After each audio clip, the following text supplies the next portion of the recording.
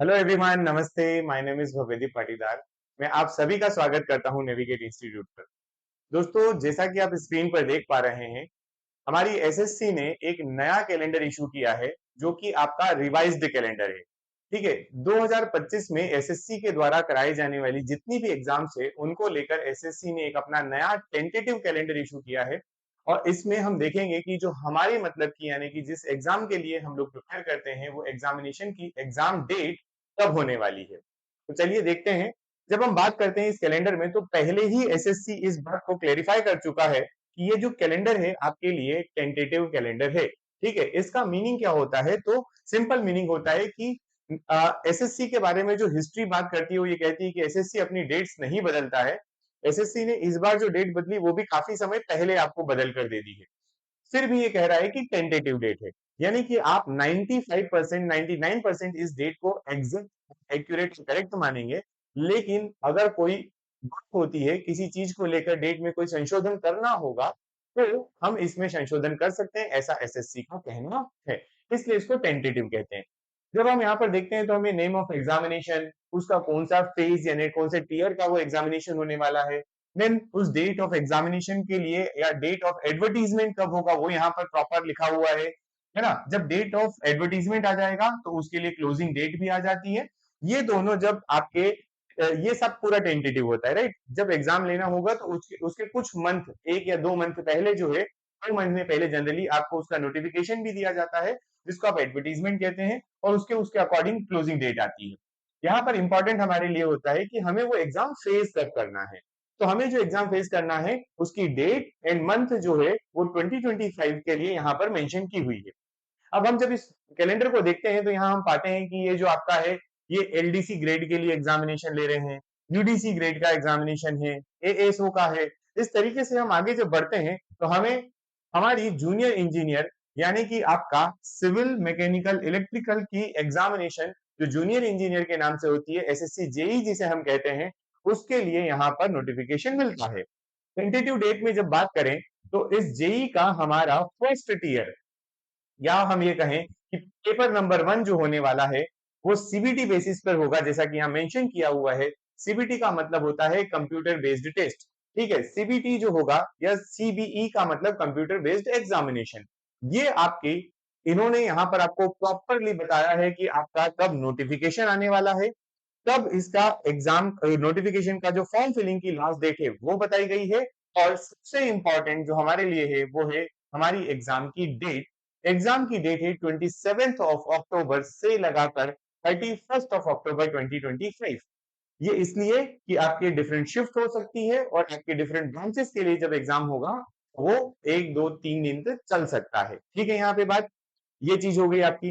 अब आगे जब हम बढ़ते हैं यहाँ से, तो हमें मेन चीज ये समझना होगा कि ये डेट हमें मिल चुकी है, जिसमें हमें स्पेशली 3 डेट्स मिली। आप देखिए, तो जून एंडिंग में, मतलब जस्ट अभी मई चल रहा है, नेक्स्ट मंथ आपको एंडिंग में इसका नोटिफिकेशन देखने को मिल जाएगा।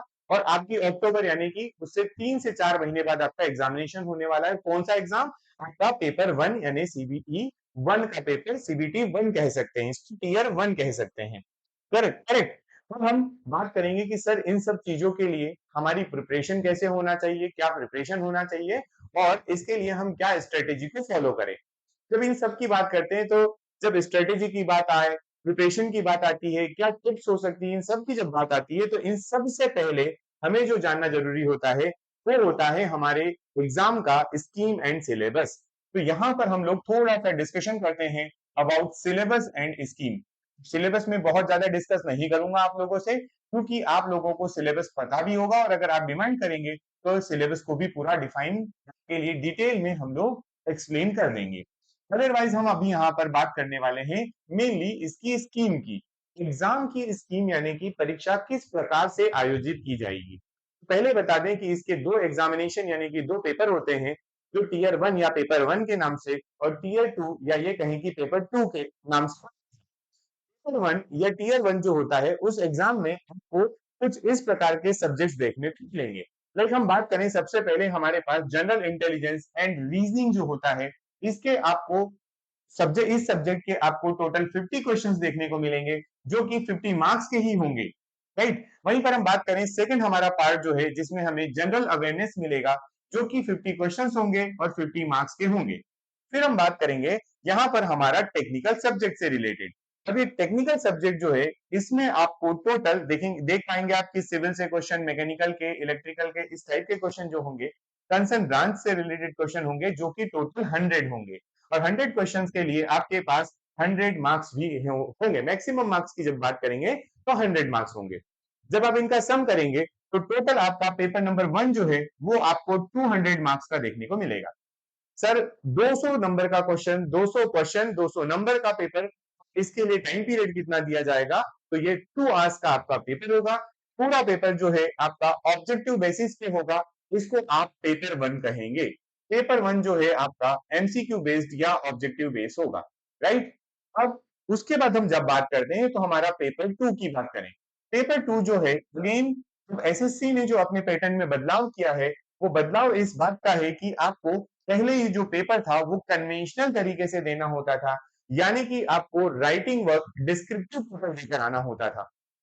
एक पीएससी ने अपने पेपर 2 के लिए भी यहाँ पर आपको पेपर का पैटर्न में बदलाव कर चुकी है।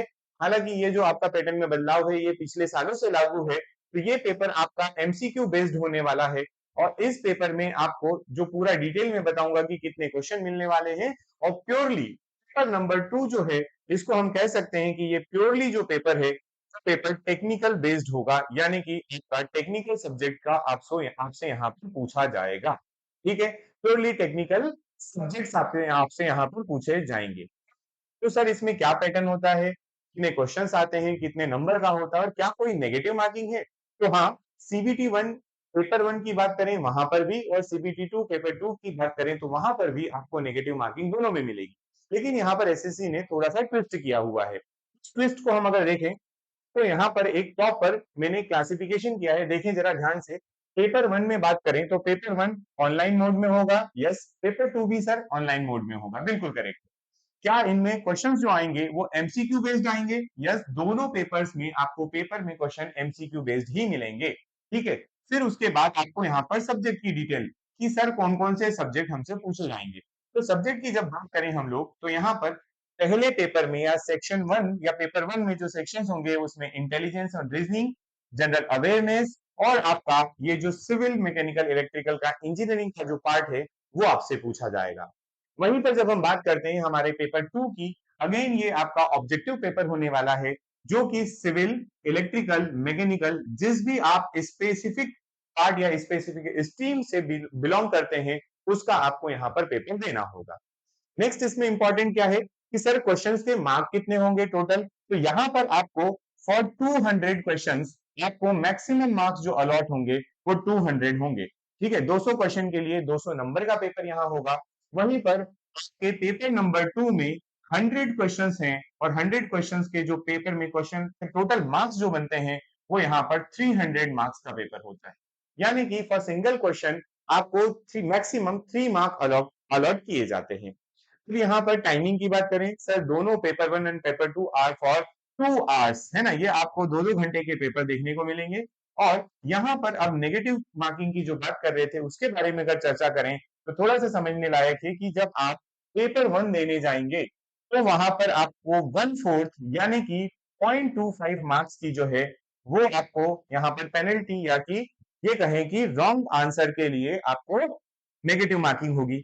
वहीं पर जब आप पेपर नंबर 2 देने जाते हैं तो फॉर ईच रॉन्ग क्वेश्चन, एक गलत क्वेश्चन के लिए यहाँ पर आपको पेनल्टी -1 की होती है, यानी कि आपको आपका एक नंबर डिडक्ट कर लिया जाता है। इन शॉर्ट हम कहें कि यहाँ पर नेगेटिव मार्किंग जो है वो 1/3 नेगेटिव मार्किंग है, यानी कि पेपर 2 में 1/3 और पेपर 1 में जो है 1/4 नेगेटिव मार्किंग है। उम्मीद करता हूं ये जो आपको दिखाया है इस चार्ट से आप समझ पाएंगे कि हमारे पास कितने मार्क्स का नंबर का पेपर टोटल होने वाला है, कितने मार्क्स का, और उसके लिए कितने नंबर अलॉट होते हैं, और नेगेटिव मार्किंग भी क्या है, क्या टाइमिंग है।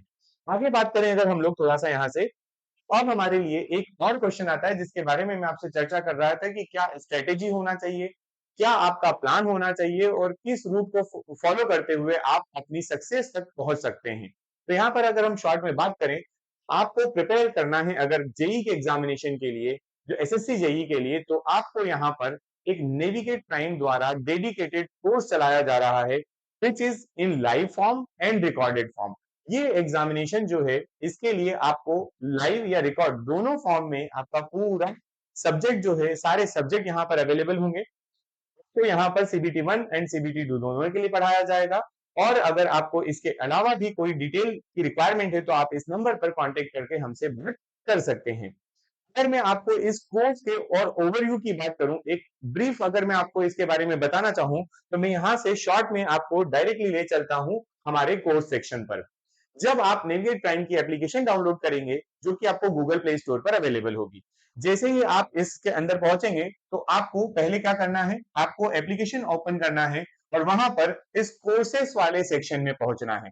जब आप कोर्सेस वाले सेक्शन में पहुंचेंगे तो यहाँ पर आपको डिफरेंट कोर्सेस जो अभी रन किए जा रहे हैं वो मिलेंगे। ठीक है, जब इनमें आप पहुंचते हैं तो यहाँ आप देखेंगे कि आपको, आप स्क्रॉल करेंगे थोड़ा सा नीचे आएंगे, जो हमारा एसएससी का बैच है वो यहाँ पर आपको दिखाई देगा। ये लीजिए, ये एसएससी का आपका फुल कोर्स है जिसमें आपको दोनों फॉर्म में वीडियो अवेलेबल होंगे।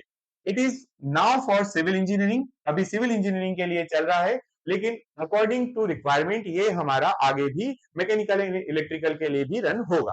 राइट, इसके बारे में और डिटेल में जब हमें बात करना होती है तो हम एक काम करते हैं कि इसको ओपन करके मैं आपको बताना चाहूंगा। ठीक है, जब आप यहाँ पहुंचेंगे तो आपको यहाँ पर एक कंटेंट सेक्शन दिखाई देगा। राइट साइड में आपको यहाँ पर कंटेंट सेक्शन दिखाई देगा।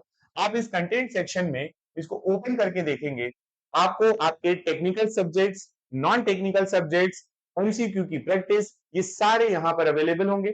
हम सबसे पहले टेक्निकल सब्जेक्ट्स के अंदर जब जाते हैं तो सिविल इंजीनियरिंग के अंतर्गत आने वाले आप सारे सब्जेक्ट देख सकते हैं, लाइक सर्वेइंग हो गया आपका, irrigation, CPM, RCC, SOM, highway engineering, soil mechanics, fluid mechanics and so on. Remaining subject या जो आपके सब्जेक्ट हैं ये सारे चल रहे हैं।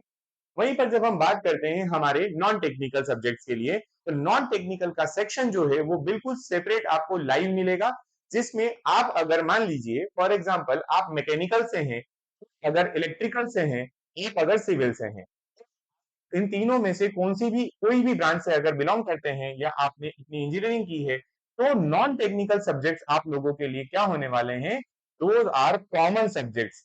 ठीक है, ये आपको कॉमन मिलेंगे। ये कंप्लीट कोर्स आपको सीबीटी 1 एंड सीबीटी 2 के लिए प्रोवाइड किया जा रहा है। और अगर इसके अलावा भी आपको कोई क्वेरी होती है, आप इस नंबर पर हमें कॉल कर सकते हैं, या फिर अगर आप चाहते हैं कि हमारा ऑफलाइन सेंटर विजिट करें तो आप लोग आ सकते हैं वेदा कॉम्प्लेक्स के 227 नंबर के ऑफिस पे, जहां पर आपको नेविगेट इंस्टीट्यूट का ऑफिस मिलेगा। ये 227 जो है वेदा कॉम्प्लेक्स में है, वेदा कॉम्प्लेक्स भंवर कुआं इंदौर। ठीक है, आप हमसे किसी भी तरीके से संपर्क कर सकते हैं। अगर आपको इसके अलावा भी कोई क्वेरी है तो वो भी आप हमसे बात कर सकते हैं। तो अभी इस वीडियो में इतना ही। अगर आप चाहते हैं कि इसका पूरा कंप्लीट सिलेबस डिस्कशन किया जाए, पूरा डिटेल आपको माइन्यूट से माइन्यूट चीजें बताया जाए, तो आप हमें कमेंट सेक्शन में आंसर करें, बताएं, कमेंट करके बताएं कि आपको क्या इसका डिटेल वीडियो चाहिए। Thank you so much.